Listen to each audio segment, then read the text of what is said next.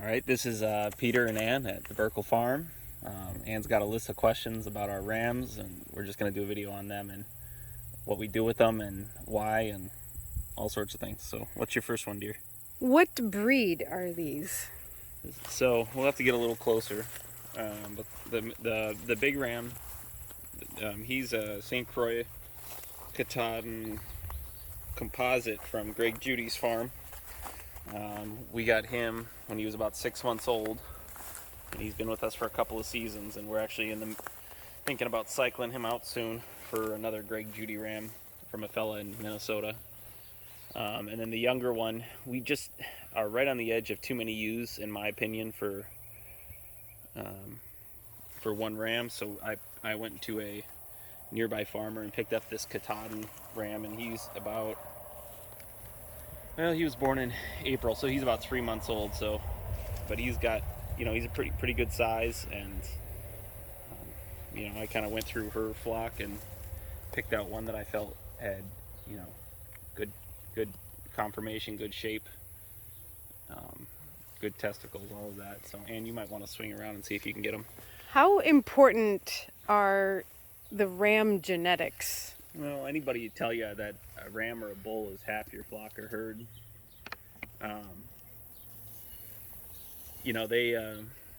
they contribute half of what your lambs would get, and so I'm of the opinion you can start with some fairly mediocre ewes, and if you put a good ram into them, your flock will improve year over year. And with sheep, you get twins and triplets sometimes, and so you can really cull and replace very quickly using a good set of rams. So I don't know, what's your next one, dear? What do you consider to be a good ram? Well, the reason we went with a Greg Judy ram to start our flock was essentially, for me, it was all about parasite resistance. I heard from people that have dealt with sheep in the past that they die if you even look at them, and so I really wanted sheep that could deal with our summers and our winters here in Minnesota, that could go through and be healthy without worming. So we don't worm our animals. The exception to that rule is I did bring on a bottle lamb for my daughter, and that was pretty wormy, so we wormed it and then kept it in a pen up by the house. And so I'll worm them that way, but otherwise I don't want to be bothering with that. I also don't think it's particularly good to be eating that sort of thing, and since we like to eat what we grow, we don't want to be eating this. So you can see this area down here is pretty trashy, and we've been slowly clearing it out from the previous owners, just kind of falling down sheds and junk that they put down the hill. Our house is up the hill behind us, and so last year I brought all our cattle and all of our sheep in here for the winter and fed hay down here, and show them, this is all growing from the hay. Right here, this is all just masses of clover from the hay that I threw down here, and we're getting like tons of these mushrooms from the manure. There's you have to come down and get closer. There's old manure right here that's just turning into soil, and there's big old mushrooms growing out of it. And so this place went from pretty tough brushy scrub that was totally unusable. You couldn't see through it. Look more like this area right out here. So this is about, I would call it a quarter-acre paddock for 2 rams. So they've been here for a little while. We don't rotate the rams as vigorously as we do the main ewe flock, but you can see I've been slowly chopping down trees, and this one coppiced back really hard, and they've just been getting at everything. The only reason it's up here is they can't reach it. So I bet if I bring this down here, this will be gone tomorrow because they can reach it now. They slurp those leaves up like spaghetti. Yeah, and if you come back in and kind of go over, you can see all these saplings and stuff that were coming up. Now that sunlight's coming down, they've just knocked those down, and all you have is stalks left. And they're eating a little clover, but I found that sheep can only eat so much clover before they're looking for something else. And now, what kind of maintenance do you do on the rams? so we move them we give them a pretty wide paddock so they don't they don't have to sit in their manure, but I don't move them daily or even week. They've been here for 2 weeks, and I just, I'll move them and catch them up. And you can see our rams have collars on them, and there's just a bit of rope on them because it's easy to catch them up that way.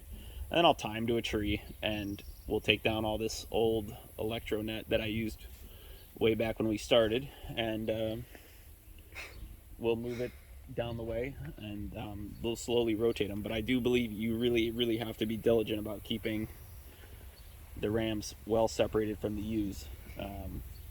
Half the reason I have those ropes on them is, last year I brought the ewes way too close, and he could smell them, and he blew through. He like slithered under a cattle panel corral that I had like a snake, and got into the ewes about a month early. So we had April lambs in Minnesota, which isn't always good, and it certainly wasn't this year. We had a cold and wet and snowy April. So Now, when do you want them to breed the ewes? well, and this isn't anything from me. I took this from actually listening to Greg Judy's videos. He said basically when the deer are fawning, you want the sheep to be lambing. So around here, that'd be mid-May, right around your frost date, I suppose. And so I'll put them in, or mid-December, maybe around Christmas time. And it's just amazing, this ram we got from Greg. He got it done. He bred every single ewe in about 4 or 5 days, because we had all our lambs within 1 week, except for one off that was, I don't know, we almost culled her. We thought she wasn't pregnant. When was he with the ewes? What do you mean? What months of the year? Why are you stepping on my foot? Sorry. What months of the year was he with the ewes? Oh, he was basically with him from December until about a month after, 2 weeks after the sheep lambed, and then we separated him out. I know they say that sheep take a while to go back into heat, but I just don't want to be fussing around with winter lambs and dead lambs and missing part of my lamb crop every year because I was careless with it. So Look at him go to town on that. yeah, they're good weed eaters. I mean, the only thing I notice is they don't get up on their hind legs like a goat, so it's only what they can reach. But So, how successful was the breeding last year? What kind of rate did you get? well, we lambed out at 2.4 or 240%, which means we averaged about 2.4 lambs per ewe, which is pretty darn high, even for people that are flushing their ewes. We didn't do any of that. We just started feeding hay when I ran out of grass in December. I was particularly proud that we made it to, just after Thanksgiving in Minnesota, grazing. And then I talked to a fella named George Heller, who also runs Greg Judy Rams, and he's way up further north, and he managed to 2 weeks past me, so I got to win this year. And but yeah, I just fed them hay. I fed them basically they just ate what the cattle didn't get, and they did really, really well. I mean, they were just in this little area with trees, and they were sheltered from most of the north and west winds that we get here in the winter, and just sat outside. They were happy. And so we ended up with 4 or 5 sets of triplets. I don't remember. 4. And lots of twins. We had one stillborn out of all of them, and no live animal deaths at all. No assisted pregnancies. Actually, that's not true. I pulled a lamb just to show Ann what it was like if we needed to, but I didn't really need to do it. It was just a demonstration. Now, when is this guy going to be ready to breed? Well, my guess is he's probably about ready right now. If he was just a lamb in my flock, I'd be real worried that he was going to be breeding my ewes right now. So he's with his buddy, and you might have to swing around, Ann, or maybe see if you can get a look. His body is starting to mature, and he's starting to swing between the legs, if you know what I mean. Now, how did our lead ram, George, there, how did he compare with how this guy looks? About the same size, really. I know there's St. Croix and Greg Judy's flock, but The only thing that I can see on that our main ram is that he's got that lion's mane rough, like St. Croix 10-2 over Katahdin's. But other than that, they were very similar in size at that age. Because we got that big ram when he was 4 months old, and he bred for the first time when he was 6 months old. So, kind of the last question then is, what's the plan for the future for both of these guys? Well, you know, he's kind of the little guy's like an untested. I'm really, look at him running. I'm really expecting that the main ram's going to catch most of it, do most of the work, so that the little guy's just kind of a catch-all. Like he'll catch whatever the main one can't get after. And I've heard people say that you can do 100 ewes on a ram, others say 30 or 40, and you know, we have about 35, 37 or something like that. And I would just rather not have a miss, because we have a one-strike policy on our farm. So, dear, you don't want to be standing under that branch that wants to fall. Good idea. So if a ewe doesn't breed back, she's got to go. So we want to make sure we have plenty of power, breeding power, so that it's not. See, they want to. I think we'll have Madeline feed them some alfalfa to keep them tame. Yeah. So, okay, really, truly the last question then. What's the backstory behind this paddock that we have them in right now? Well, I said this is where this was all scrubby woods, and I didn't like the way it looked behind our house, and so I put some pigs in it last spring and summer. They mucked up all the brambles so I could get back here with the chainsaw, and I thinned it out some.